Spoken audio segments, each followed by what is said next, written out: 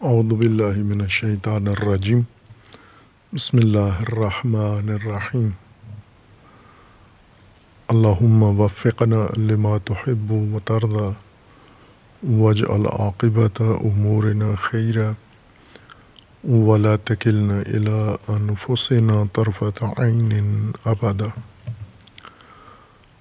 رب ادخلنی مدخل صدق واخرجنی مخرج صدق واجعل لی من لدنک سلطانا نصیرا۔ رہبر شہید اور ان کے جانشین رہبر معظم حضرت آیت اللہ سید مجتبیٰ خامنئی دامت ظل العالی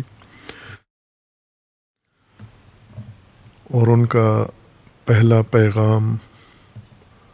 اپنی ملت مقاوم و مجاہد کے نام، مجاہدین اسلام کے نام، اور اسی طرح اپنی شہداء اور شہداء کے خاندانوں کے نام، یہ ایک تاریخی اہم ترین تاریخی موڑ ہے۔ رہبر شہید کی شہادت اور رہبر جدید کا انتخاب اور ان کا پیغام۔ البتہ ظاہر ہے یہ ایک تسلسل ہے، یہیں پر نظام ولایت و رہبری ختم نہیں ہو جاتا، لیکن یہ تاریخی موڑ ہے، یہاں پر ایک بڑا تحول پیش آیا ہے۔ اس لیے یہ امور وہ ہیں جن کو اس وقت کے موجودہ حالات کو سمجھنے میں مرکزیت حاصل ہے۔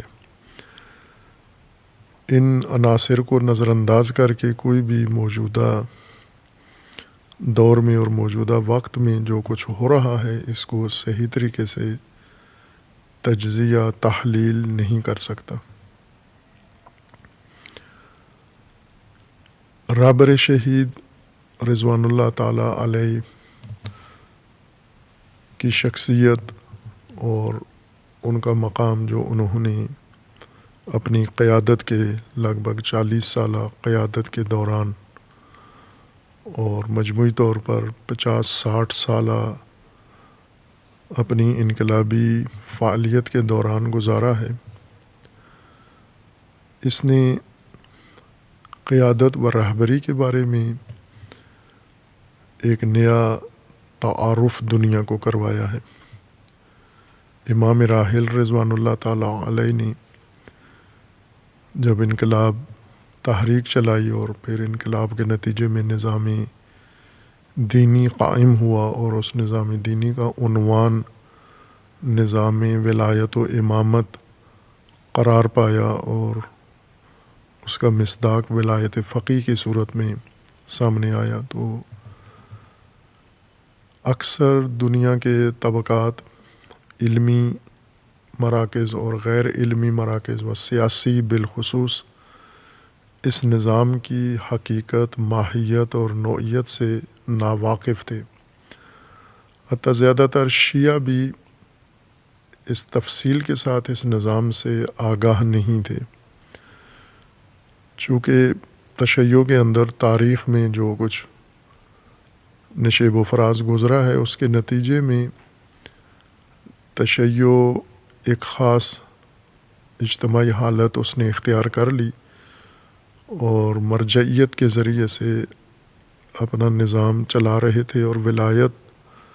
و امامت سے تقریباً مایوس نا امید تھے کہ یہ ہو نہیں سکتا، اس لیے نہ اس کے لیے کوشش کرتے تھے، نہ اس کی وضاحت کرتے تھے، نہ اس کی تدریس کرتے تھے، جس کے نتیجے میں یہ نظام ناشناختہ رہا۔ یہ قرآنی نظام، الہی نظام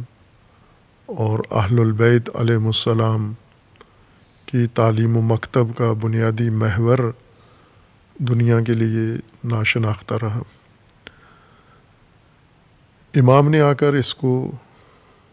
جب متعارف کروایا اور لاگو کیا، نافذ کیا، تو چونکہ امام کی شخصیت اتنی باہری شخصیت تھی کہ زیادہ مشکلات پیش نہیں آئیں. جو اس نظام کو مانتے تھے، قائل تھے، وہ بھی امام کے ساتھ شامل ہوئے،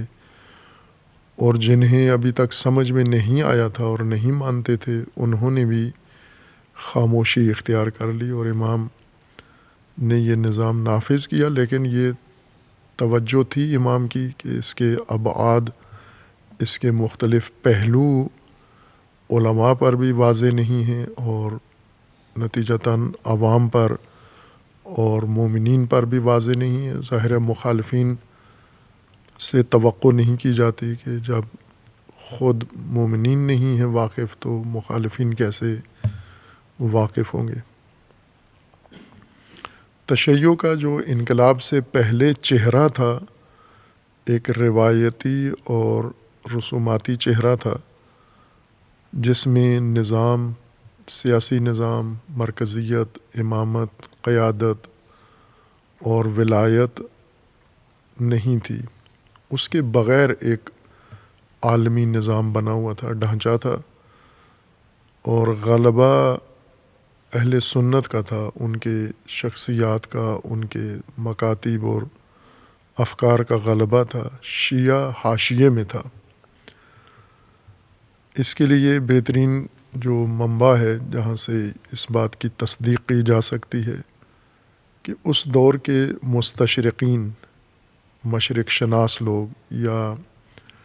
غیر مسلم یا مغربی مفکرین جنہوں نے اسلامی مطالعات اور مسلمانوں کے بارے میں مطالعات کیے ہیں، تحقیقات کی ہیں اور کتابیں لکھی ہیں، اس دور کے جتنے منابع ہیں انہیں اگر انسان دیکھے تو شیعہ حاشیے میں نظر آتا ہے، اور اسلام کے نام پر، مسلمین کے نام پر اور اسلامی نظریے کے نام پر فقط اہل سنت مستشرقین کی کتابوں اور ان کی تحقیقات کا محور ہیں. یہ پہلی دفعہ تھی کہ دنیا کو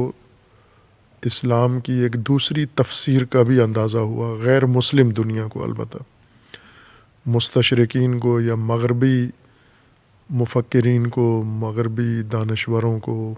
مختلف طبقات کو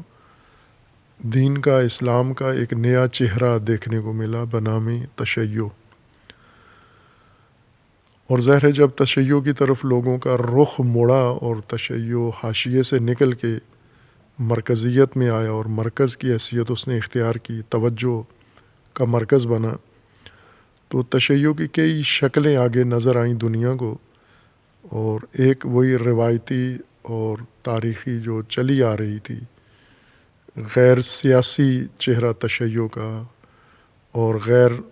منظم چہرہ یا غیر نظام یافتہ چہرہ تشیع کا انہیں نظر آیا. لیکن اس کے ساتھ ساتھ ہم زمان امام کے قیام اور انقلاب و نظام سے جو تشیع کا سیاسی چہرہ تھا وہ بھی منظر عام پر آیا. اور امام کے زمانے میں باوجود اس کے کہ زیادہ ابھی اس نظام کے اور اس تفکر کے وضاحت، پہلو، زاویے واضح نہیں ہوئے تھے، لیکن پھر بھی امام کی شخصیت اور امام کے اپنی ابوت کے نتیجے میں یہ قائم بھی ہوا اور آگے چلا بھی، اور کئی اور عوامل نے اس کو تقویت کی. جیسے جنگ نے، جو ہی انقلاب آیا اور فوراً جنگ شروع ہو گئی، اس جنگ نے نظام کو، نظام ولایت فقیہ کو بہت مستحکم کیا، مضبوط کیا. اور یہ وہ راز ہے جو اگر دشمنان انقلاب کو سمجھ میں آتا تو وہ ہرگز انقلاب کے مقابلے میں جنگ شروع نہ کرتے، کیونکہ جنگ نے کبھی بھی انقلاب کو کمزور نہیں کیا. نقصان کیا ہے لیکن ختم نہیں کیا، کمزور نہیں کیا. اور دشمن جو چاہتا تھا وہ مقاصد کبھی بھی جنگ سے پورے نہیں ہوئے، بلکہ الٹا اثر ہوا، جیسا کہ جاری جنگ میں، اس جنگ رمضان میں ہم دیکھ رہے ہیں کہ اس کا الٹ اثر ہوا جو دشمن چاہتا تھا انجام پائے. پہلی جنگ میں جو صدام کے ذریعے ٹھونسی گئی اس کا بھی یہی نتیجہ نکلا. بہرکیف صحیح طریقے سے لوگوں کو اس نظام کے بارے میں بات کرنے کا اور کھول کے تنقیدی جائزہ لینے کا یا اس کے بارے میں اظہار کرنے کا موقع امام کی رحلت کے وقت ملا، اور رہبر شہید کی قیادت کے موقع پر لوگوں نے زبانیں کھولیں، قلم چلائے، تبصرے کیے، اظہارات کیے، ہر جگہ پر اس کے بارے میں بات شروع ہوئی۔ چونکہ پاکستان کی فضا مجموعی طور پر نظریاتی، علمی، فکری فضا نہیں ہے، جذباتی، فرقہ وارانہ اور اسی طرح غیر نظریاتی قسم کی فضا ہے، اس وجہ سے یہاں بھی انقلاب مورد توجہ ہوا، اور انقلاب کے اوپر تنقید بھی ہوئی، انقلاب کی تائید بھی ہوئی، انقلاب سے وابستگی بھی ہوئی، انقلاب کی شدید مخالفت بھی ہوئی۔ پاکستان میں بھی مختلف قسم کے رد عمل سامنے آئے، لیکن نظریاتی بحث نہیں چھڑی یہاں پر، یعنی کسی نے نظام ولایت فقیہ کو تائید کے طور پر یا تنقید کے طور پر موضوع بحث قرار دیا ہو، مطبوعات میں، میڈیا میں یا اپنے تعلیمات میں، اداروں میں۔ انفرادی کوششیں ہیں، البتہ چند ایک مقالے یا چند ایک یونیورسٹی تھیسز اس کے اوپر لکھے گئے ہیں ولایت فقیہ کے اوپر، لیکن وہ نشر نہیں ہوئے، عام نہیں ہوئے، عام پاکستان کی فضا میں ایک مکالمے کی شکل انہوں نے اختیار نہیں کی۔ بہرکیف یہ فضا تھی پاکستان کے اندر، اور رہبر شہید کی قیادت کے وقت جو دنیا میں ایران کے اندر اور ایران سے باہر گفتگو کا باب کھولا تھا، اس انداز کا باب پاکستان میں نہیں کھلا۔ البتہ رہبر شہید کی شہادت کے مقابلے میں اور مخالفت میں پاکستان میں ایک شدید طبقہ پیدا ہوا جنہوں نے رہبر کی کردار کشی کی اور رہبر کی علمی یا اجتہادی صلاحیت کا انکار کیا اور تمسخر اڑایا۔ علماء، شیعہ علماء میں سے ایسے لوگ تھے جنہوں نے کھل کے یہ کام کیا، جیسے امام راحل کے بارے میں بھی بعض علماء نے نامناسب اظہارات کیے، اور بعض نے تو حتیٰ امام کو نعوذ باللہ اسلام سے ہی خارج قرار دیا، عرفان اور تصوف کی طرف رجحان یا تمایل رکھنے کی بنیاد پر۔ لیکن رہبر شہید کے بارے میں زیادہ شدت دکھائی گئی، مخصوصاً جب رہبر شہید نے اصلاحات شروع کیں۔ وہ میدان جو رہبر امام راحل نے نہیں چھیڑے تھے، امام راحل نے چند چیزوں کو بالکل اپنی قیادت اور امامت کے زمانے میں مسکوت اور متروک رکھا، ان کے بارے میں نہ مثبت نہ منفی کچھ بھی نہیں کیا۔ ان میں سے ایک تو حوزہ علمیہ تھا، مرکزی حوزہ علمیہ قم یا دیگر مدارس و حوزات علمیہ، ان کے بارے میں امام نے کوئی اقدام نہیں کیا، اور جس طرح جا رہے تھے تاکید تھی امام کی، یہ جیسے روایتی انداز سے سنتی اصطلاح امام استعمال کرتے تھے، فارسی میں روایتی کے لیے سنتی استعمال ہوتی ہے کہ یہ حوزہ سنتی یا علماء سنتی جس طرح سے چل رہے ہیں ان کو ایسے ہی جانے دیا جائے۔ حتیٰ انہیں انقلابی بنانے کی بھی امام نے کوشش نہیں کی، اور نہ ہی حکومت یا کسی اور طبقے سے یہ چاہا کہ انہیں انقلابی بنایا جائے۔ دوسری چیز جو امام نے نہیں چھیڑی اور اسے روایتی اور سنتی ہی رہنے دیا تاکید کے ساتھ، وہ عزاداری تھی سید الشہداء علیہ السلام کی۔ جس طرح پاکستان میں رسوماتی عزاداری ہے، ایران میں بھی اس طرح رسوماتی عزاداری تھی اور ہے، اور البتہ فرق ہے، رسومات میں کافی فرق ہے۔ جس طرح کی رسومات پاکستان میں ہیں اس طرح کی رسومات وہاں نہیں ہیں، ان کی اپنے مقامی یا ایرانی کلچر، تہذیب کے مطابق رسومات ہیں۔ ان دونوں کو امام نے نہیں چھیڑا، لیکن رہبر معظم نے آ کر ان دونوں کی اصلاح کی اور اسے اپنے حال پہ نہیں رہنے دیا، اور دونوں کی اصلاح کا رد عمل بھی آیا۔ ایک اصلاح کیا حوزہ علمیہ کی، جس کو بہت توجہ کے ساتھ، دقت کے ساتھ، چونکہ حوزہ علمیہ جو دینی مرکز ہے تعلیم و تعلم کا، یہ کارآمد نہیں تھا، اور اسے کارآمد بنانے کے لیے خصوصاً نظام اسلامی کے قیام کے بعد نظام اسلامی کے پشتیبان کے طور پر اور ایک حامی کے طور پر ضروری تھا کہ حوزہ علمیہ کو انقلاب کی پشت پر مضبوط سہارا بنا کر رکھتے۔ امام راحل اس پر ضرور تاکید کرتے تھے کہ حوزہ کو انقلاب کی پشت پر رہنا چاہیے، پشتیبان رہنا چاہیے، اور انقلاب سے دور نہیں ہونا چاہیے، لیکن عملاً امام نے اس کے لیے کوئی چارہ جوئی نہیں کی تھی۔ صرف ایک عمومی وعظ تھا یا نصیحت تھی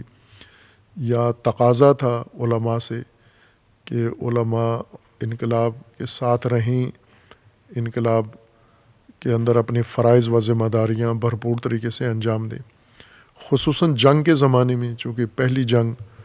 صدام نے جو شروع کی تھی، وہ امام ہی کی قیادت میں ایران نے وہ جنگ کی دفاع کیا اور اس میں کامیابی حاصل کی۔ اس جنگ میں خصوصاً علماء اور طلاب علوم دینی اور حوزہ علمیہ کو امام نے رہنمائی کی کہ جنگ میں اپنی ذمہ داریاں جہادی انجام دیں۔ اور کسی حد تک امام شاکی بھی تھے، شکوہ بھی رکھتے تھے حوزات علمیہ سے، لیکن عمومی خطاب میں کبھی بھی امام نے اس کا تأثر نہیں دیا۔ بعض اوقات حوزہ علمیہ میں بیٹھے ہوئے کچھ افراد جو انقلاب کو نقصان پہنچاتے تھے اور جنگ میں کبھی کبھار منفی کردار ادا کرتے تھے، جس کا نتیجہ جنگ میں بے رغبتی تھی عوام کی یا علماء کی، اس کو امام سختی سے رد کرتے تھے اور ان علماء اور ان شخصیات کو کافی شدید لہجے میں خطاب کرتے تھے کہ آپ خیانت کر رہے ہیں اور آپ کو یہ خیانت نہیں کرنا چاہیے۔ بہرکیف یہ ایک بڑا مفصل باب ہے کہ امام نے اپنی قیادت کے دوران ان دو موضوعات پر کہاں کہاں کیا فرمایا ہے، لیکن رہبر معظم نے خصوصاً آ کر حوزہ علمیہ کی اصلاح کا عمل شروع کیا۔ عملی طور پر خود حوزہ علمیہ قم تشریف لائے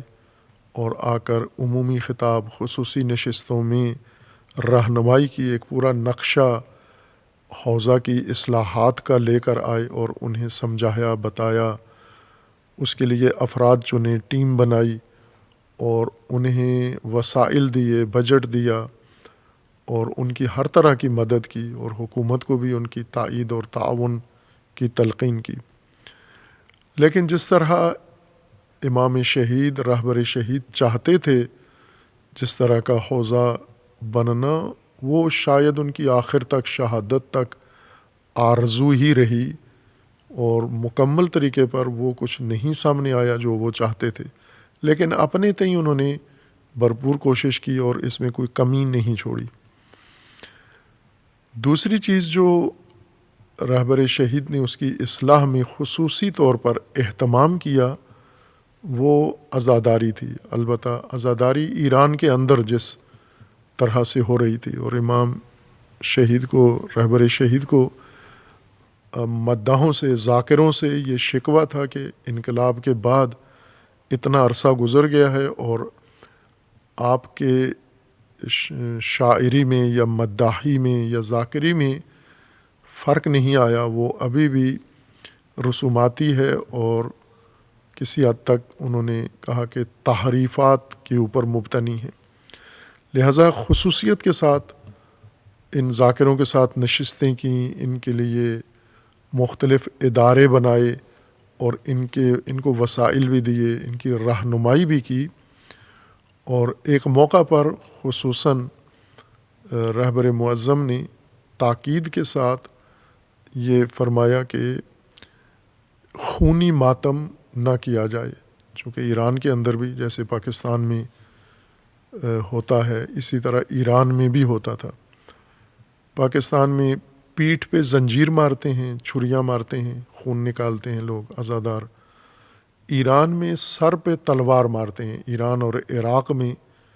اور وہ خنجر یا تلوار جو سر پہ مارتے ہیں خون نکالنے کے لیے اس کو قمع کہتے ہیں۔ تو قمع زنی اس کا عنوان بنا کر رہبر معظم نے اسے روکا کہ یہ تشیع کے لیے نقصان دہ ثابت ہو رہا ہے، یہ ماتم اور یہ خونی انداز، اور اس پر ایران کے اندر سختی سے پابندی لگائی۔ ظاہر ہے ایران میں تو حکومت تھی،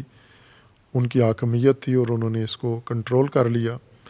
ایران کے اندر بھی رد عمل آیا۔ حوزہ علمیہ کے بعض مجتہدین نے رہبر کے بارے میں بہت ہی قابل نفرت زبان استعمال کی، توہین آمیز زبان استعمال کی، اور رہبر کو بہت سارے ناروا الفاظ سے یاد کیا۔ بہرکیف یہ توقع تھی، رہبر شہید کو بھی توقع تھی کہ یہ رد عمل ہوگا، اور ایسا ہی ہوا، لیکن رہبر اپنی بات پر قائم رہے اور اس بات کو روکا۔ پاکستان میں اس کا رد عمل آیا اور تقریباً منفی ہی آیا، سارا رد عمل منفی تھا، چونکہ پاکستان میں شدید رسوماتی عزاداری تھی، اور اس رسوماتی عزاداری میں یہ خونی ماتم ایک بہت نمایاں حیثیت اختیار کر چکا تھا۔ اور علماء، چونکہ پاکستان کے علماء زیادہ تر عوام زدہ ہیں اور عوام سے مرعوب رہتے ہیں زیادہ، اس لیے اس عوامی رجحان اور اس عوامی عمل پر کبھی بھی کسی عالم نے کوئی گفتگو نہیں کی اور رہنمائی نہیں کی۔ جب رہبر معظم نے یہ موضوع چھیڑا تو پاکستان میں ذاکروں نے، خطیبوں نے اور عوام نے اور شیعہ عوام نے، اور ان کے دیکھا دیکھی ان کے پیچھے علماء نے بھی، علماء جو نجف سے پڑھ کے آئے ہوئے تھے یا جو قم سے پڑھ کر آئے ہوئے تھے، ان میں سے بعض نے امام شہید و رہبر شہید کے اس حکم کی توجیہ کرنا شروع کی، تعویل کرنا شروع کی کہ یہ بات صرف قمع زنی ہے، اور قمع زنی پاکستان میں نہیں ہوتی، پاکستان میں زنجیر زنی ہوتی ہے، تو قمع زنی کو منع کیا ہے، زنجیر زنی کو منع نہیں کیا۔ بعضوں نے اس کو کوئی توجیہ کی، کسی نے کچھ توجیہ کی۔ بہرکیف مجموعی طور پر پاکستان میں کسی نے بھی عوام کو رہنمائی نہیں کی کہ رہبر کیا چاہتے ہیں۔ بھائی کہ جس مجلس میں یہ گفتگو فرمائی تھی انہوں نے مفصل شاید 50-60 منٹ کی تقریر گفتگو ہے رہبر کی، جس میں یہ موضوع بیان کیا، اس کے نقصانات اور اس کے دلائل پیش کیے۔ تو پاکستان میں اس وجہ سے بھی رہبر کی شخصیت شیعہ کے نزدیک مورد تنقید قرار پائی۔ علماء چونکہ یہ رہبری کے بعد کئی سال بعد رہبر نے یہ اصلاح عزاداری کے نام پر یہ حکم صادر کیا، لیکن جو پاکستان کے علماء تھے شروع سے ہی، پاکستان کے علماء جن اساتذہ سے پڑھ کر آئے تھے زیادہ تر نجفی تھے، اور جو قم سے پڑھ کر آئے ہیں نجف میں نہیں تھے، ان کے بھی اساتید سارے وہ تھے جو ولایت فقیہ کے قائل نہیں تھے۔ پاکستان میں ایک تو بڑی سطح کا عالم کوئی نہیں آیا، درمیانی درجے کے علماء ہی سارے نجف سے بھی اور قم سے ہی آئے ہیں، لیکن یہاں آ کر وہ بڑے بزرگوں میں شمار ہوئے ہیں، چونکہ بڑے عالم کی کوئی تصویر پاکستانیوں کے ذہن میں نہیں تھی، تو جو بھی آتا تھا وہ بڑا ہی سمجھا جاتا تھا۔ یعنی اکثر مقلدین تھے، مجتہدین کے مقلدین تھے اور ان کے مروجین میں سے تھے، اور ان کے مرجع تقلید کا جو بھی نظریہ ہو وہ پاکستانی عوام سے زیادہ ڈرتے تھے۔ یہ بات ایک تلخ حقیقت ہے، حتیٰ انقلاب کے بعد بھی، انقلاب سے پہلے تو مکمل طور پر علماء ذاکروں کے عوام کے سامنے دبے ہوئے تھے، اور جرأت نہیں ہوتی تھی عوام کے سامنے آ کے کھول کے تبلیغ کرنے کی اور کسی دینی حکم کو کھول کے بیان کرنے کی۔ یہ ایک آدھ عالم نے آ کر یہ رسم توڑی اور ان کی بھی شدید مخالفت ہوئی، لیکن باقی علماء نے کبھی بھی جرأت نہیں کی، بلکہ جس طرح عوام کو جو چیزیں پسند ہیں انہی عوام کی پسند کے مطابق ہی کام کرتے رہے۔ انقلاب اسلامی نے موقع دیا پاکستان کے علماء کو کہ اب وہ تبلیغ شروع کریں اور حقیقی دین، کتابی دین، قرآنی دین، اہل البیت کا دین، امام جعفر صادق علیہ الصلاۃ والسلام کی تعلیمات اور دیگر ائمہ اطہار کی تعلیمات کو بیان کریں، لیکن چونکہ جرأت نہیں تھی انقلاب کے بعد بھی یہ کام نہیں ہوا۔ اس لیے پاکستان میں علماء ہمیشہ عوام کے سامنے مغلوب ہی رہے ہیں، جیسا کہ ابھی ہیں۔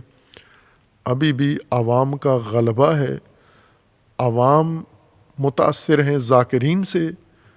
اور علماء عوام کے سامنے مغلوب ہیں، نتیجتاً ذاکرین کے سامنے بھی مغلوب ہی رہتے ہیں۔ یہ اس لیے عرض کر رہا ہوں کہ رہبر شہید کے اس اصلاحی بیان یا اس اصلاحی حکم کے بعد پاکستان میں جو بدتمیزی شروع ہوئی رہبر کے خلاف اور ولایت فقیہ کے خلاف، مراجع تقلید کے خلاف، وہ پاکستان کی اس فضا کا نتیجہ تھا جس میں علماء بھی مقصر تھے اور عوام بھی، یہ مجموعی فضا تھی۔ ظاہر ہے رہبر کی شخصیت پہلے سے علماء نے مشکوک قرار دی ہوئی تھی پاکستان میں۔ جب ان کا انتخاب ہوا تھا تو بہت سارے علماء نے رہبر کی شخصیت کو مشکوک قرار دیا۔ اسلام آباد کے علماء نے خصوصاً اس بارے میں بڑھ چڑھ کے حصہ لیا، چونکہ وہ نظریاتی طور پر کسی اور قبلہ سے وابستہ تھے، لہٰذا انہوں نے زیادہ مؤثر کردار ادا کیا۔ باقی علاقوں کے علماء نے بھی ان کی پیروی کی اور رہبر کی علمی شخصیت، اجتہادی اور رہبریت کو انہوں نے مشکوک قرار دیا، اور عوام کے اندر رہبر کی شخصیت کو مجروح کیا جب رہبر نے یہ عزاداری کی اصلاح کے لیے یہ حکم بیان کیا تھا۔ ظاہر ہے اب توقع نہیں ہونی چاہیے کہ پاکستان میں رہبر شناس لوگ ہوں گے، علماء ہوں گے، طلاب ہوں گے، مدارس میں رہبر شناسی ہوئی ہوگی یا مجالس میں ہوئی ہوگی یا ممبروں پر ہوئی ہوگی۔ البتہ بعض تنظیمیں رہی ہیں جو انقلابی رہی ہیں، ان کا انقلابی رجحان تھا، لیکن ان کے اندر بھی ایک جذباتی وابستگی انقلاب و رہبر سے تھی۔ رہبر کی شخصیت اور رہبری کا مرتبہ و منصب و مقام ان کے لیے بھی واضح نہیں تھا، نہ کیا کسی نے، اور وہ خود بھی شاید ضرورت نہیں سمجھتے تھے کہ اس جذباتی لگاؤ سے آگے بھی کوئی ہمیں معرفت چاہیے، یہ نہیں تھی۔ مجھے یاد ہے اسی فضا کے اندر، اس گہمہ گہمی میں، پاکستان کے اندر ایک اصطلاح رائج ہے ملنگ کی، کہ ملنگ، علی کا ملنگ، مولا کا ملنگ۔ تو ملنگ ویسے تو کہتے ہیں جو عقیدت محبت رکھتا ہو، اور ہر ایک کے ذہن میں ملنگ کی ایک الگ حلیہ یا تفسیر ہے، لیکن ہم نے اسے کسی حد تک علمی بنیاد پر تشریح کی تھی کہ ملنگ اس عقیدت مند کو کہتے ہیں جس کو امیر المومنین مولا علی سے شدید محبت ہے، عشق ہے، لیکن معرفت نہیں ہے اس کو۔ یہ محب بلا معرفت کو ملنگ کہتے ہیں۔ تو اسی وزان پر میں نے کہا تھا کہ پاکستان میں علی کے ملنگ بھی ہیں اور خمینی کے ملنگ بھی ہیں، یعنی رہبر سے وابستگی، عقیدت محبت شدید ہے، لیکن نظام ولایت فقیہ یا رہبری سے آگاہی نہیں ہے۔ تو جو آگاہی کے بغیر ہو وہ ملنگ ہی ہوتا ہے۔ اور اسی طرح کے ملنگ اہل سنت بھی ہیں، ان کو بھی بہت شدید، مثلاً توحید سے، اللہ کی ذات سے بڑی محبت ہے لیکن معرفت نہیں ہے، قرآن سے محبت ہے معرفت نہیں ہے، صحابہ سے محبت ہے معرفت نہیں ہے، رسول اللہ سے محبت ہے معرفت کم ہے، تو یہ ملنگی عمومی ہے۔ پاکستان کا مزاج ہی ملنگی مزاج ہے۔ سیاست میں بھی یہی ہے کہ کسی سیاسی لیڈر سے ان کو محبت ہوتی ہے لیکن اس کی معرفت نہیں ہوتی ان کو، تو ملنگی ہی ہوتی ہے ایک طرح کی۔ یہ پاکستان کا قومی یا تہذیب کا تقاضا ہے، قومی مزاج ہے۔ خب رہبر شہید کی شخصیت اب پاکستان میں ناشناختہ ہی رہی ہے، اور اس کی ضرورت تھی کہ پہچانی جائے یہ شخصیت، لیکن ان کی شہادت نے یہ کام کیا جو ان کی زندگی میں ہو جانا چاہیے تھا۔ آج ہر پاکستانی رہبر شہید کی اعلیٰ شخصیت، برگزیدہ شخصیت اور ممتاز شخصیت سے بہت آگاہ ہو چکا ہے، ان کے اسی اقدام سے، ان دلیری سے، بہادری سے اور حماسہ جو انہوں نے اپنی شہادت کے ذریعے پیش کیا ہے۔ آج ہی ایک بڑا خوبصورت کالم پاکستان کے معروف صحافی کالم نگار حامد میر صاحب نے لکھا ہے کہ علی کو پیغام، یا اس طرح کی بات تھی۔ ڈاکٹر علی لاریجانی شہید، جنہیں 2 روز پہلے شہید کیا گیا ہے، ان کے متعلق لکھا اور ان کی ملاقات کا تذکرہ کیا جو رہبر شہید کے ساتھ ہوئی، چونکہ رہبر شہید کا نام بھی سید علی خامنئی تھا اور جو سیکیورٹی چیف تھے ان کا نام علی لاریجانی تھا، ڈاکٹر علی لاریجانی۔ تو علی سے علی کی بات، یا علی کا علی کو پیغام، انہوں نے کالم کا عنوان دیا، اور بہت خوبصورت ہے اپنے صحافیانہ انداز سے اور اپنے اسٹائل سے دیکھا جائے تو، چونکہ وہ تو عقیدت مندوں میں سے نہیں ہیں، وہ صحافی ہیں اور صحافیانہ نگاہ رکھتے ہیں اور بڑے صحافی ہیں، نامور، عالمی شہرت یافتہ ہیں، تو انہوں نے اس موقع کے اوپر بہت خوبصورت کالم یہ لکھا ہے، اور اس میں لکھا ہے کہ ڈاکٹر علی لاریجانی سیکیورٹی چیف تھے، اور یہ شہادت سے 4-5 گھنٹے پہلے جا کر، یا کچھ دیر پہلے یہ رہبر معظم سے ملے۔ انہوں نے خود حوالہ دیا ہے کہ فارسی میں کسی نے یہ مقالہ لکھا ہے، یا ان کا خط، ان کا لیٹر ٹرانسلیٹ انگلش میں کیا ہے فارسی سے، اور وہ انگلش تحریر حامد میر صاحب نے پڑھی ہے، اور اسے بنیاد بنا کر اپنا خوبصورت کالم انہوں نے لکھا ہے۔ اور اس میں وہ لکھتے ہیں کہ سیکیورٹی چیف، چونکہ سیکیورٹی چیف ہیں اور انہیں پتہ تھا اور انہیں خبر مل گئی تھی کہ رہبر کو نشانہ بنانے کی تیاریاں ہو چکی ہیں، وہ رہبر کے پاس آئے اور رہبر شہید سے آ کے ملے، تقاضا کیا کہ آپ کی جان کو شدید خطرہ ہے اور ہم نے آپ کے لیے محفوظ مقام کا انتظام کر لیا ہے، اور آپ اس میں تب چلے جائیں تاکہ قوم کی رہنمائی کرتے رہیں۔ اور رہبر شہید نے جو انہیں جواب دیا وہ بڑا خوبصورت حامد میر صاحب نے اپنے ادیبانہ انداز سے اس کو لکھا ہے، بہت ہی خوبصورت لہجے میں حامد میر صاحب نے لکھا ہے کہ رہبر شہید نے، یعنی علی خامنئی نے علی لاریجانی کو یہ جواب دیا۔ ایک علی نے دوسرے علی کو تجویز دی کہ آپ محفوظ ہو جائیں، خطرے میں ہیں، اور رہبر علی نے سیکیورٹی چیف علی کو یہ جواب دیا کہ اگر میں محفوظ جگہ پر چلا جاؤں، میں چھپ جاؤں، میں پیچھے ہٹ جاؤں، تو میں اپنی قوم کو، اپنے جوانوں کو، اپنے مجاہدوں کو کیسے کہہ سکتا ہوں کہ آپ میدان میں ڈٹ جائیں، جب کہ میں خود میدان سے ہٹ جاؤں؟ تو یہ کیسے ممکن ہوگا کہ میں خود میدان چھوڑ دوں اور اپنے جوانوں کو کہوں کہ آپ میدان میں رہو؟ تو یہ تو غلط بات ہے۔ اس وجہ سے میں اگر جوانوں سے چاہوں گا کہ وہ میدان میں رہیں تو مجھے خود ہی میدان میں رہنا ہوگا۔ اب ظاہر ہے جو حامد میر صاحب نے جس چیز کا حوالہ دیا ہے یہ خط ہے نہیں ہے، بہرکیف انہوں نے بہت خوبصورت لکھا ہے، قابل تحسین ہے۔ ان حالات کے اندر پاکستان میں جس طرح سے فرقہ وارانہ ماحول ہے، اور بعض میڈیا یا بعض مذہبی لوگ رہبر کے بارے میں زہر افشانی کرتے ہیں، زہر اگل رہے ہیں،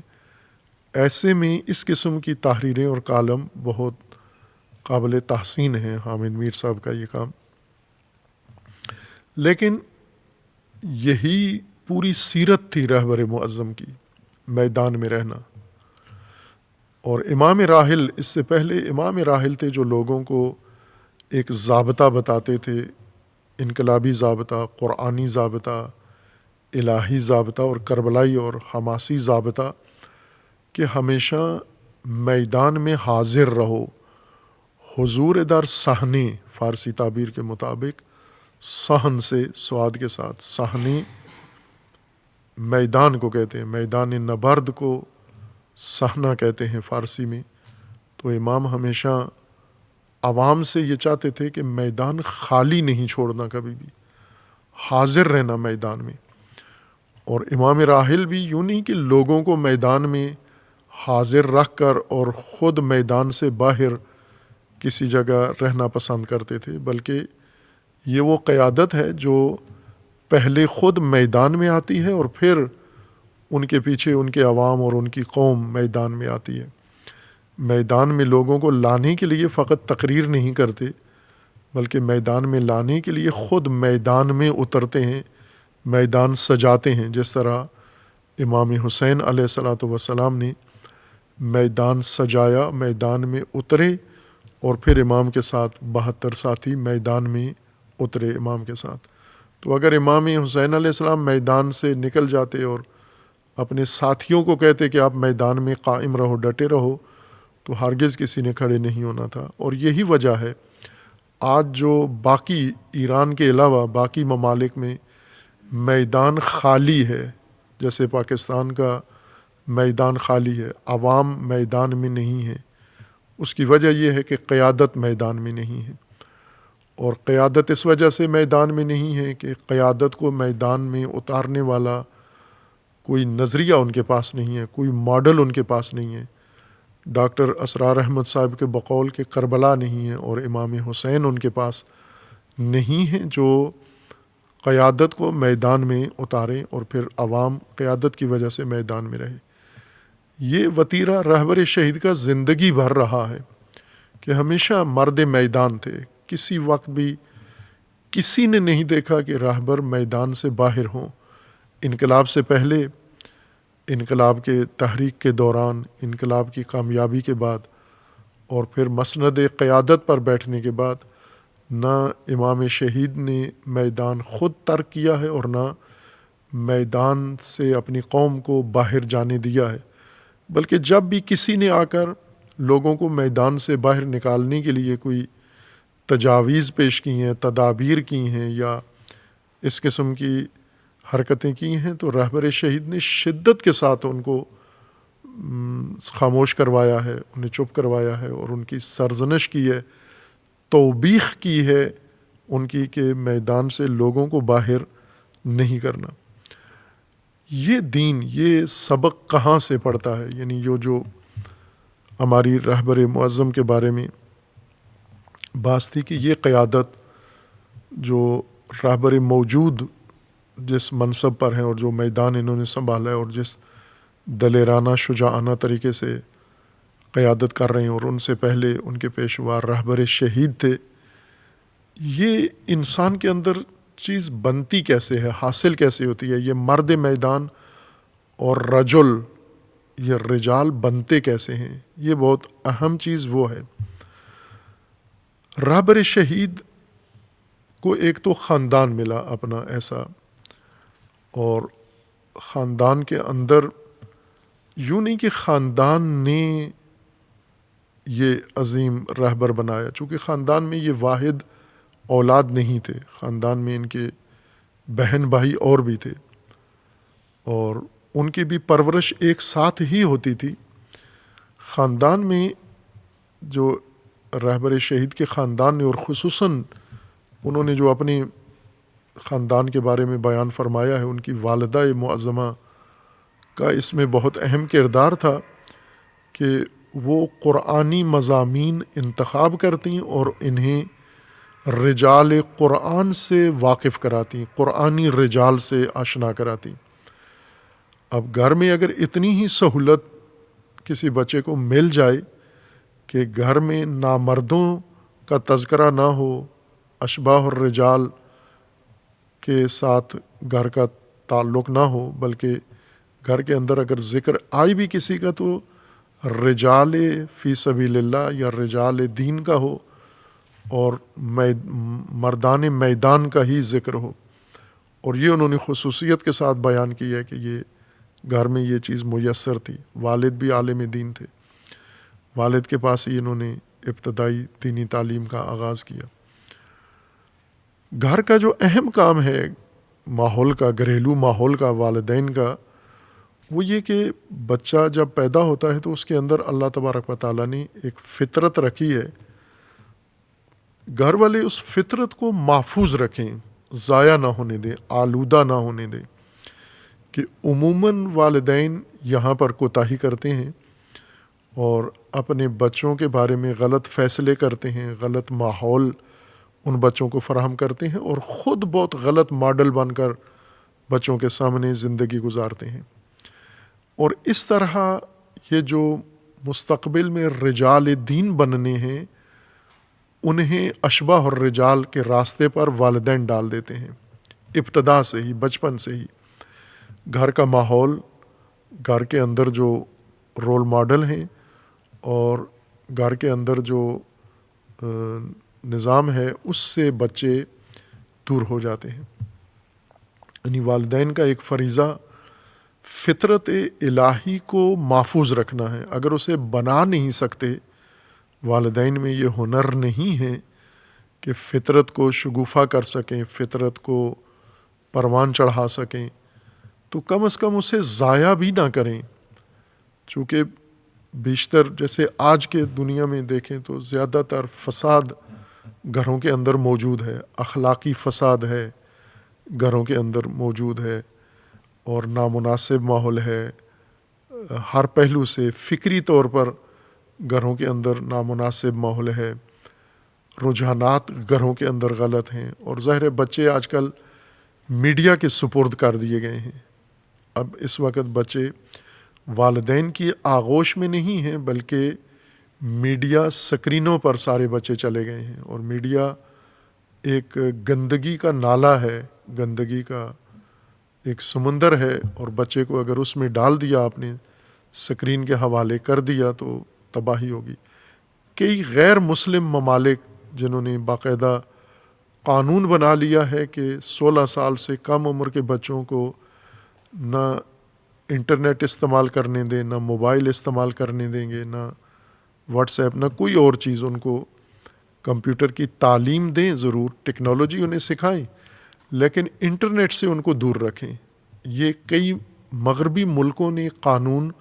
بنا دیا ہے،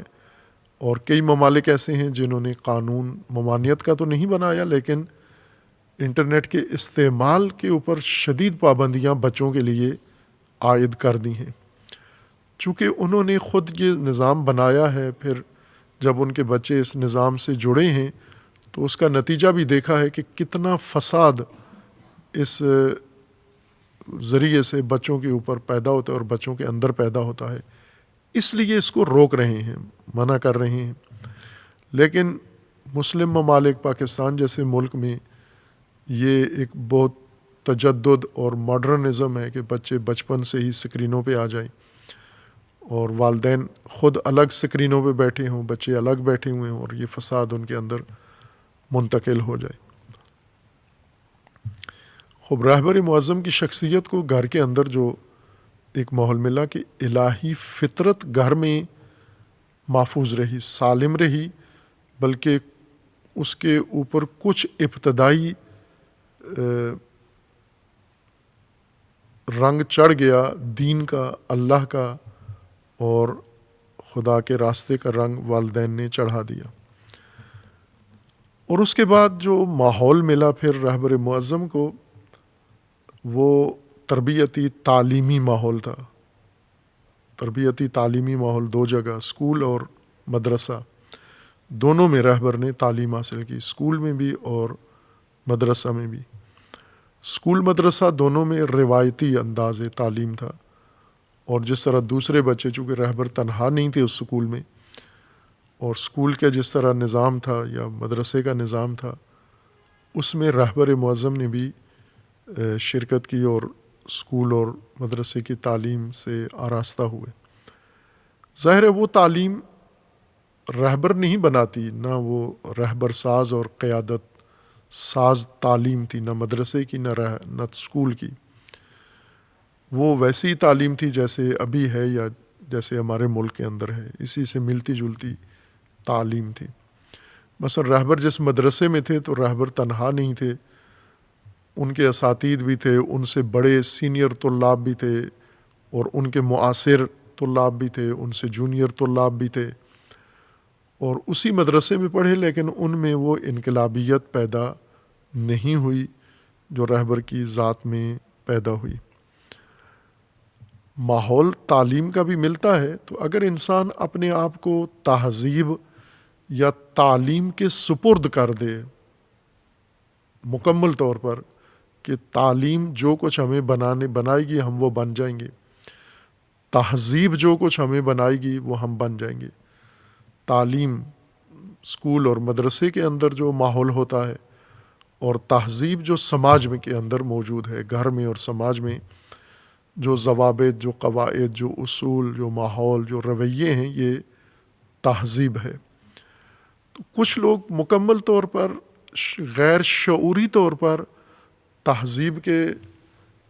دوش پر اپنے آپ کو چھوڑ دیتے ہیں، یا تعلیم کے حوالے اپنے آپ کو کر دیتے ہیں، اور یہ تعلیم و تہذیب اس کے اندر خاص توانائی ہوتی ہے۔ مثلا تہذیب نے کیا بنانا ہے اور تعلیم نے کیا بنانا ہے۔ رائج تعلیم اس وقت جو ہمارے ملک میں رائج تعلیم ہے، یہ تعلیم انسان کو ملازم بناتی ہے، یعنی یہ وہ تعلیم ہے جو انسان کو کچھ مہارتیں سکھاتی ہے، کچھ اسباق پڑھاتی ہے، پھر اس کے بعد اسے سند لینے کے قابل بناتی ہے یا امتحان پاس کرنے کے، اور اس کے نتیجے میں اس کو ڈگری ملتی ہے، جس ڈگری کے بدلے میں اس کو ملازمت مل جاتی ہے۔ تعلیم کا ہدف اتنا ہی ہے کہ ایک عام بچے سے ملازم بنا دینا، اور اس میں یہ تعلیم جو بھی جائے گا اور اپنے آپ کو تعلیم کے حوالے کرے گا، یہ تعلیم اسے ملازم ہی بنائے گی۔ لیکن اگر اس جوان یا بچے کے اندر کوئی فطری رجحان جاگا ہوا شعور ہے، یا کسی جگہ ایسی جگہ متصل ہے، منسلک ہے، جہاں سے اس کو ایک الگ بصیرت اور روشنی بھی ملتی ہے، تو وہ اپنے آپ کو تعلیم یا تہذیب کے سپرد نہیں کر دیتا۔ تعلیم اور تہذیب کے اندر جو کچھ اس کو ملتا ہے، جو فوائد اس کو ملتے ہیں، جو علوم اس کو ملتے ہیں، مہارتیں وہ حاصل کرتا ہے، لیکن اپنے آپ کو مکمل طور پر اس کے حوالے نہیں کرتا، بلکہ بصیرت کے ساتھ، شعور کے ساتھ اپنا مقصد معین کرتا ہے اور اپنا راستہ ڈھونڈتا ہے، اور ان شخصیات یا افکار کی قربت حاصل کرتا ہے جو اسے اندازہ ہوتا ہے کہ جو معمول سے، روٹین سے ہٹ کر کوئی کام کر رہے ہوتے ہیں، ان کی طرف اس کا رجحان بڑھ جاتا ہے۔ ایسا ہی ہوتا ہے ابھی بھی کسی بھی معاشرے کے اندر تہذیب اور تعلیم جو رائج روایتی رسمی انداز میں ہے، کچھ لوگ اپنے آپ کو اس روایتی اور روٹین سے الگ کر لیتے ہیں۔ ممکن ہے ذہنی طور پر اپنے آپ کو جدا کر لیں، ممکن ہے عملی طور پر الگ کر لیں، ممکن ہے فکری طور پر اپنے آپ کو الگ کر لیں، یعنی بظاہر جسمانی طور پر لوگوں کے اندر ہی رہیں، انہی جیسے نظر آ رہے ہوں کہ یہ بھی وہی پڑھ رہا ہے جو دوسرے پڑھ رہے ہیں، یہ بھی وہی کر رہا ہے جو دوسرے کر رہے ہیں، لیکن حقیقت میں یہ وہ نہیں پڑھ رہا جو دوسرے پڑھ رہے ہیں، اور وہ نہیں کر رہا جو دوسرے کر رہے ہیں، یہ اندر ہی اندر کچھ اور کر رہا ہے، کچھ اور سوچ رہا ہے، اور کچھ اور بن رہا ہے۔ یہ اپنا راستہ کبھی محسوس اور کبھی غیر محسوس طور پر الگ کر لیتے ہیں یہ لوگ، جن کے اندر یا اندرونی بصیرت خود ان کے اندر پیدا ہو جاتی ہے، نورانیت، یا پھر کسی ایسے منبع سے ان کا تعلق ہو جاتا ہے اللہ کی تدبیر سے، کسی ایسی رہنما سے جات جوڑتے ہیں جو انہیں الگ کر دیتا ہے۔ اس کی مثال جیسے علامہ اقبال ہیں رحمۃ اللہ علیہ۔ علامہ اقبال ایک معمول کے پنجابی کشمیری خاندان سے ہیں، اور اس خاندان میں یا اس شہر میں ان جیسے ہزاروں بچے ہیں، وہ سب کے سب اسکول جاتے ہیں، اسی اسکول میں یہ بھی جاتے ہیں، اور ان سب بچوں کو وہاں موجود اساتذہ پڑھاتے ہیں، ان کو بھی وہی اساتذہ پڑھاتے ہیں، ان کو بھی انگلش فارسی دونوں نصاب پڑھائے جاتے ہیں، دوسروں کو بھی یہی پڑھائے جاتے ہیں۔ اور اسی طرح یہ تعلیم اور تہذیب دونوں کی آغوش میں اقبال، محمد اقبال پرورش پا رہے ہیں، لیکن یہ اقبال بالکل اپنے آپ کو تعلیم و تہذیب کے سپرد نہیں کیا ہوا، بلکہ ایک تو اندر ان کے فطری طور پر رجحانات بن رہے ہیں، اور یہ اپنے آپ کو دوسروں سے الگ کر رہے ہیں اندر ہی اندر، ذہن میں، دل میں، اور پھر ان کو کسی منبع سے بھی اتصال ہو جاتا ہے، کسی منبع سے بھی روشنی مل جاتی ہے۔ البتہ یہ سب کچھ اللہ کی تدبیر سے ہوتا ہے، اور اللہ کی تدبیریں یوں نہیں کہ کسی کے لیے ہوتی ہے کسی کے لیے نہیں ہوتی، ایسے مواقع اللہ کی طرف سے سب کو ملتے ہیں، لیکن باقی ان مواقع کو ضائع کر دیتے ہیں، گنوا بیٹھتے ہیں، چونکہ سنجیدہ نہیں ہوتے اور ان کے اندر شعور نہیں ہوتا، وہ اس منبع سے دور ہو جاتے ہیں، اور اقبال جیسی شخصیات اس منبع سے قریب ہو جاتے ہیں۔ علامہ اقبال ویسے تو ان کے حالات زندگی میں لکھنے والوں نے بہت سارے شخصیات لکھی ہیں جن سے اقبال متاثر تھے، بہت ساری کتابیں یا اساتید لکھے ہیں کہ فلاں سے متاثر ہوئے، فلاں سے، لیکن علامہ اقبال جن سے متاثر ہوئے، جس کا ذکر کیا کہ جس نے اس خاک کو اکسیر بنایا ہے، وہ ایک ہی شخصیت کا نام لیا ہے، اور وہ ہیں ملا رومی، کہ خاک کو اکسیر اس نے بنایا ہے۔ خاک یعنی علامہ اقبال بھی باقی لوگوں کی طرح ہی تھے، خاک تھی، خاک کی ایک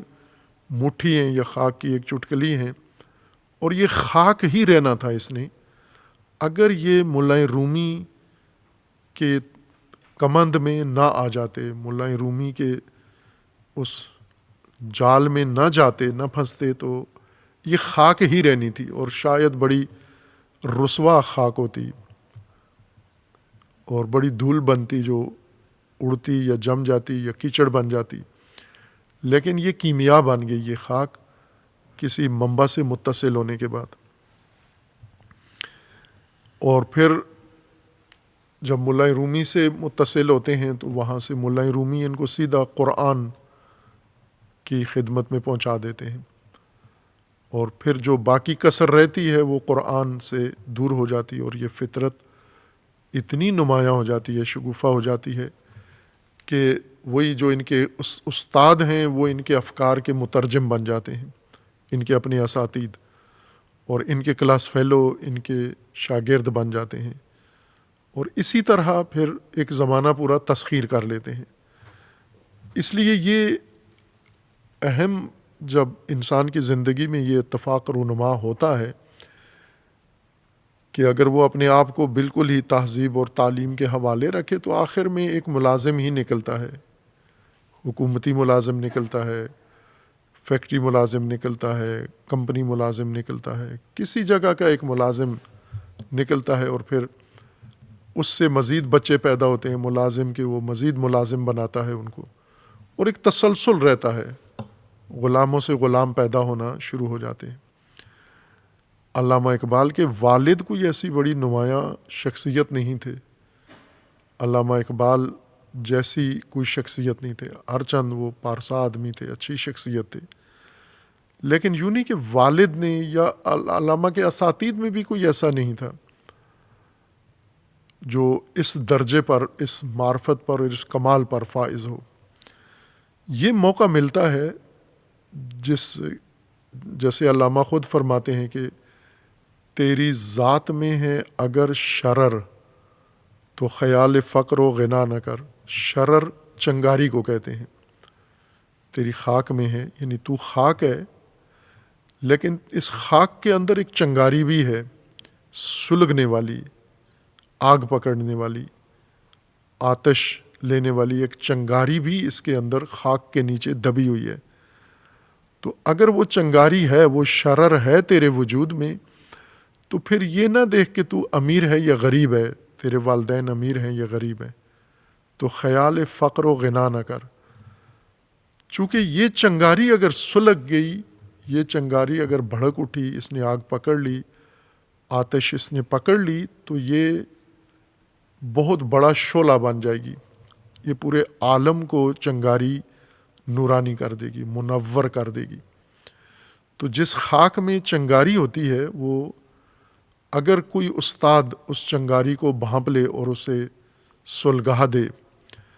یا کوئی مربی، والدین، کوئی بھی چنگاری کو بھانپ کے اور اس کو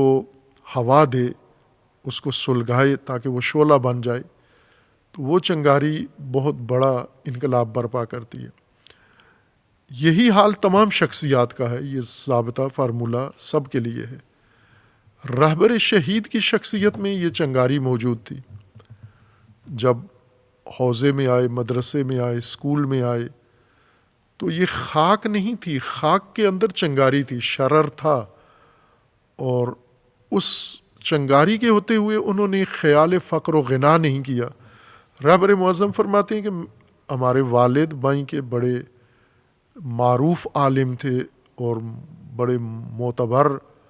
عالم تھے، اپنے شہر کے اور اپنے محلے کے، ان کی شناخت تھی، لیکن در عین حال وہ دنیا دار نہیں تھے، ایک زاہد و درویش قسم کے آدمی تھے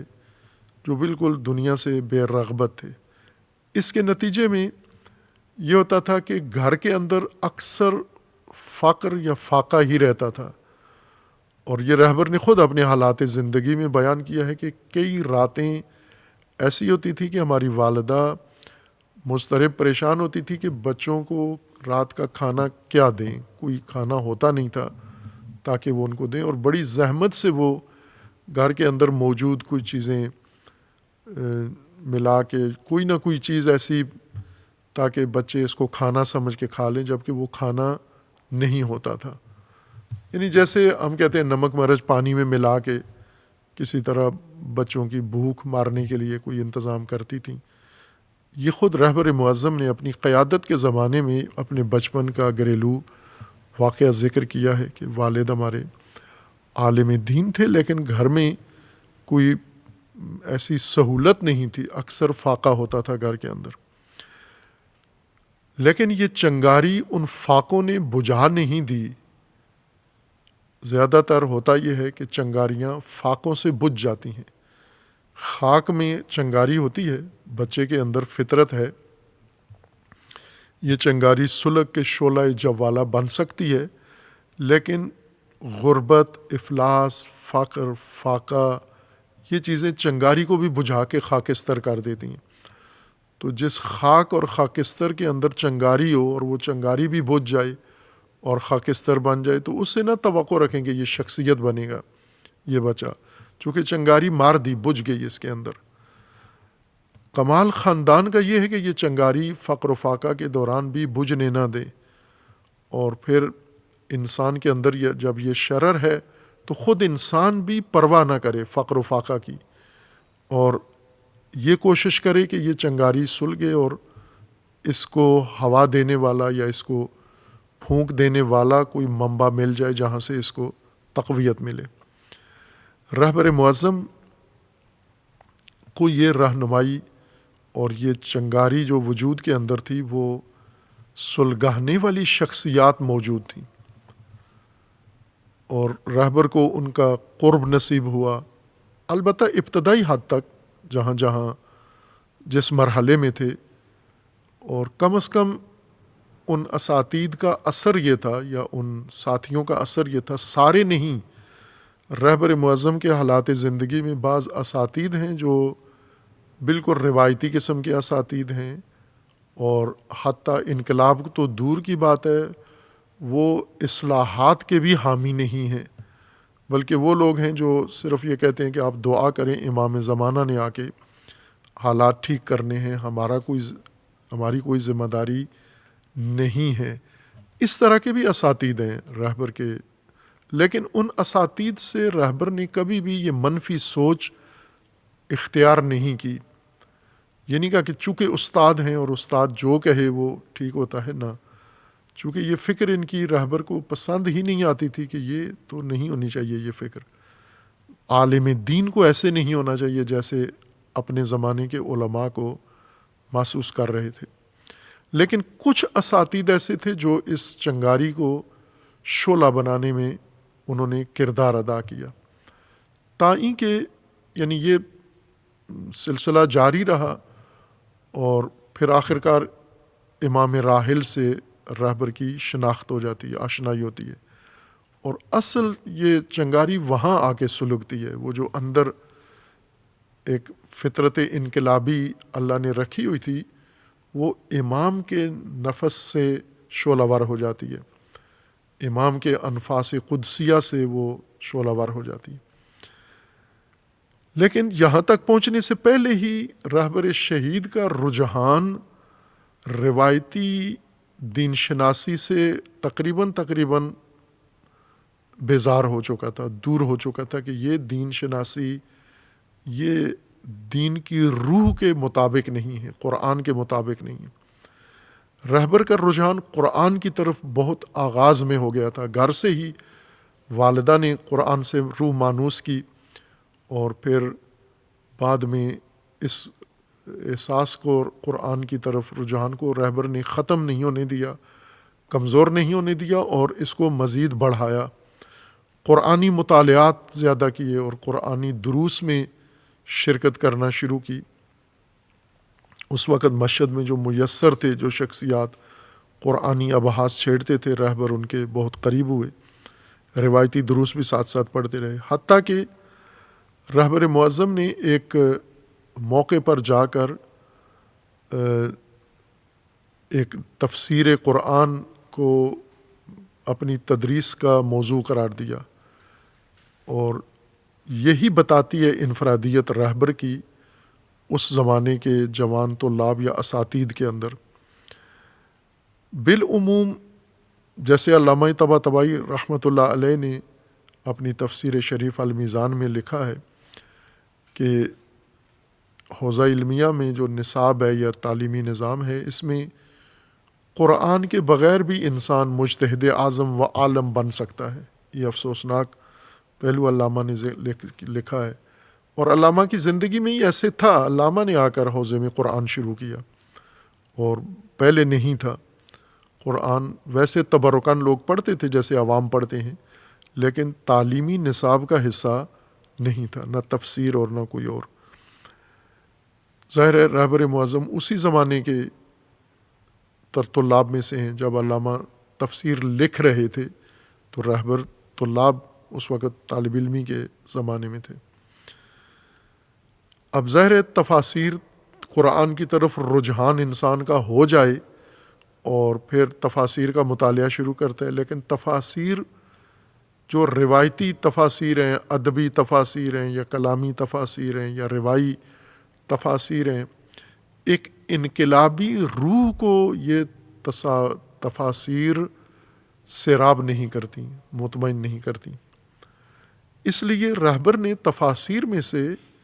جس تفسیر کو چنا اور پھر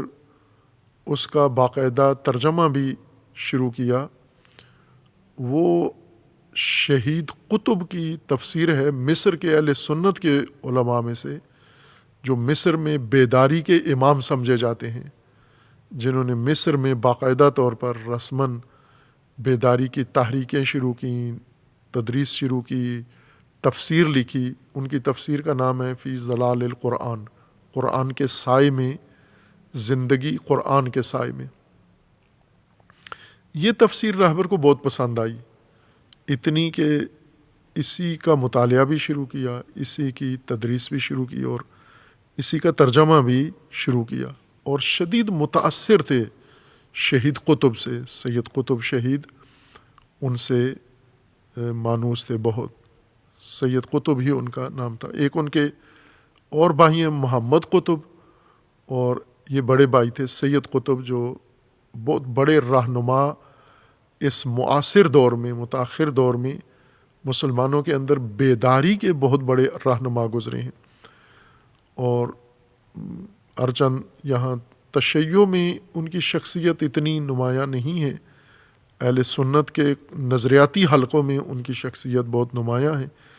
جیسے مثلا ہم پاکستان میں اگر دیکھیں تو سب سے زیادہ سید قطب سے واقف لوگ جماعت اسلامی کے لوگ ہیں، چونکہ سید مولانا مودودی بھی ان لوگوں میں سے تھے رہبر معظم کی طرح جو سید قطب کی تفسیر سے اور ان کے افکار اور ان کے نظریات اور ان کی بیداری کی تحریک سے متاثر تھے. اب یہ بھی ایک شخصیت تھی جو چنگاری کو شعلہ بناتی تھی، چنگاری کو خاکستر نہیں بناتی تھی. کچھ معلم مربی ایسے ہوتے ہیں جو چنگاری بالکل بجھا دیتے ہیں، اخلاق کے نام پر، نظریات کے نام پر، تدریس کے نام پر. لیکن یہ وہ لوگ ہیں جو اس شرر کو ہوا دے کر اس کو شعلہ بناتے ہیں. اور یہ رہبر معظم کے رجحانات اور رہبر شہید کے آغاز جوانی میں توجہ، تمایلات اور مشغولیات علمی تبلیغی جن کا محور قرآن تھا، اور قرآن میں بھی نہ ہر تفسیر، نہ ہر رائے،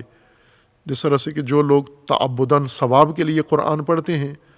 ان کے لیے تمام تفاسیر جنت میں جانے کا ذریعہ ہیں، کسی کی بھی آپ اٹھا لیں پڑھیں. لیکن رہبر کے نزدیک نہ قرآن منشور ہے زندگی کا، اور اکثر تفاسیر جب ہم پڑھیں تو اس میں ہمیں اس کی یہ منشوریت نظر ہی نہیں آتی، دستوریت قرآن کی نظر ہی نہیں آتی. تو یہ کیسی تفسیریں ہیں جو دستور کو کھولتی ہیں تو وہ دستور ہی نہیں رہتا بلکہ وہ کہانیوں کا مجموعہ بن جاتا ہے. تو ایسی تفاسیر کی طرف رہبر کا رجحان نہیں تھا، بلکہ تفسیر بھی ایسی چنی جو ایک منظم فکری نظام انسان کو دیتی ہے. اور اسی طرح رہبر معظم نے جن کتابوں کا ترجمہ کیا وہ بھی بہت اہم ہیں. اہل سنت کی چند مصنفین کی کتابوں کا ترجمہ کیا، اور چند شیعہ بڑے اکابر علماء کی کتابوں کا ترجمہ کیا. سید آل رضی کی کتاب تھی صلح امام حسن، اس کا ترجمہ کیا رہبر معظم نے، اور اسی طرح بعض چند اور کتابوں کا ترجمہ کیا. یہ فعالیت یا یہ رجحان بتاتا ہے کہ یہ شخصیت کس طرح روایتی تہذیب و تعلیم سے الگ ہو کے انفرادیت پیدا کر کے اور شعوری سفر اپنا